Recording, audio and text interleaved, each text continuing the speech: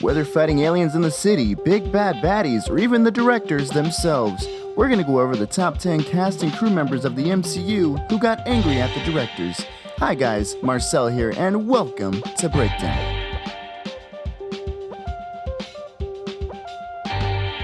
In the first spot, Tom Holland and Mark Ruffalo. Both are known for their loud mouths and spoilers in upcoming films. Joe and Anthony Russo personally gave them cast members to take to interviews so they don't spoil upcoming movies. If Benedict wasn't here, I feel like we would get all the spoilers and everything. Well, that's why Benedict is here. That's why his big brother's here. Or gets really badly hurt. Wait till you see this next one. Everybody dies. Dude. Not everybody. They also stopped them from seeing the script until the initial shoot date to give them no spoilers to give during interviews. Number 2, Robert Downey Jr. During his role as Iron Man, Downey made some pretty decent money, being the only MCU actor who stayed while the Russo brothers started merging the characters and building up the Avengers. Downey was scheduled to make $50 million, while his co-actors were only making $200,000. The other Avengers demanded $5 million from the film, but the Russo brothers threatened to recast the crew. So Downey demanded that they get equal pay or else he'll leave. Knowing that he'd already shot 2 films as Iron Man and grew a huge fan base, they knew they had no choice but to pay up the other actors. Number 3, Natalie Portman.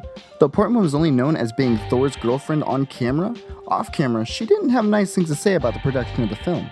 Portman states that she had known that she was written out of the script for Thor Ragnarok, mentioning that the movie takes place off Earth and her character was set to stay on Earth. Portman was upset during the shooting of Thor: The Dark World, knowing that director Patty Jenkins had been fired for creative differences. Portman knew that Jenkins was the only person in the MCU to get her on the Get Off World script, but the directors had other things in mind and fired Jenkins for pushing the change. Portman is scheduled to return in 2022 to play Jane Foster again, but this time as a female type of Thor. Number 4, Ryan Reynolds. You may know him as playing the Merc with the mouth of Deadpool, but did you know he actually hated playing Deadpool? Back when Sony tried to bring Deadpool into the light and merge him into the X-Men franchise on X-Men's Origins of Wolverine, Ryan played a young soldier named Wade Wilson, who wielded swords and dual pistols. The character was changed to be an unwanted version of Deadpool, whose mouth was sewn shut, had teleporting powers, and could heal, and had swords coming out of his arms like Wolverine's claws.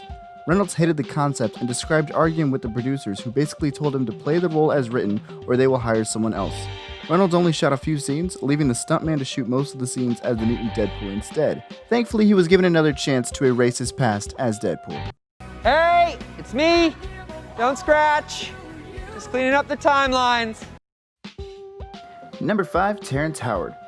Seeing how awesome War Machine is now, Boom. You looking for this? but what if it was played by a different person?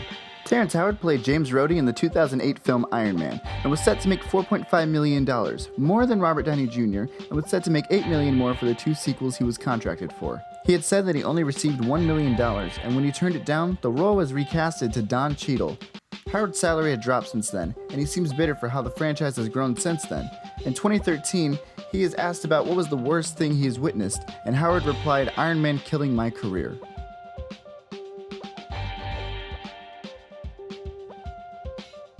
Number 6, Joss Whedon. Not everyone can put on the spandex and act. Some fighting happens in production as well. Joss Whedon is the co-writer and director of Avengers and Age of Ultron. He was the first to bring all the main MCU superheroes together and was feeling pressure from critics. Whedon later admitted that the pressure from making the big budget movie with so many characters was hard for the Avengers and even harder for the Age of Ultron. Whedon said that the pressure to follow up with the success from Ultron was much harder, and said, "It broke me." He vowed never to direct another Marvel movie again, and turned down the opportunity to direct Avengers: Infinity War. Number 7, Idris Elba. Being the primary protector of Asgard is hard, but what if you didn't want to be there in the first place? Elba played Heimdall, the Watchman of the Gods and protector of Asgard. When he was finished shooting for Thor: The Dark World, Elba went to South Africa for 8 months to play the title role in Mandela: A Long Walk to Freedom. While shooting the film, the MCU producers requested he return for the reshoots of The Dark World. Elba described the process as torturous and got mad at production. He had set his mind process as a black man fighting for freedom, and now is back pretending to be an Asgardian. He states just hanging around on set in a heavy metal costume with yellow contact lenses was gruesome.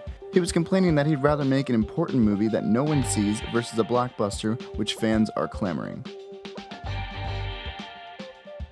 Number 8, Hugo Weaving.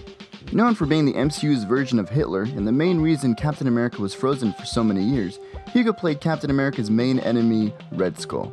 Known for trying to take over Germany and the US with weapons made from the Mind Stone, Hugo enjoyed playing the role and knew that Red Skull would return in future films. Hugo had gotten in fights with the production for offering him less money than the first film he did, stating that his contract said money will grow each time. Hugo and his agent argued back and forth with the producers until finally they had enough and left. Number 9, Sony and Disney dispute deal.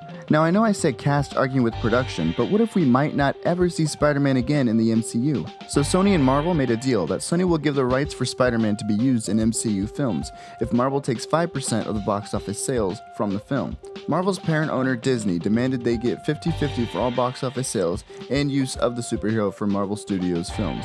Marvel Studios president Kevin Feige pulled out of production for the future Spider-Man movies, and Sony has accepted that fact, knowing that Feige made Spider-Man a big hit after Homecoming. What do you think? Do you think this is going to be the end for Spider-Man in the MCU, especially after they've already added his identity in the movie? Comment that down below. Don't forget to subscribe, drop a like, and thank you guys so much for watching this video, and I'll see you in the next breakdown.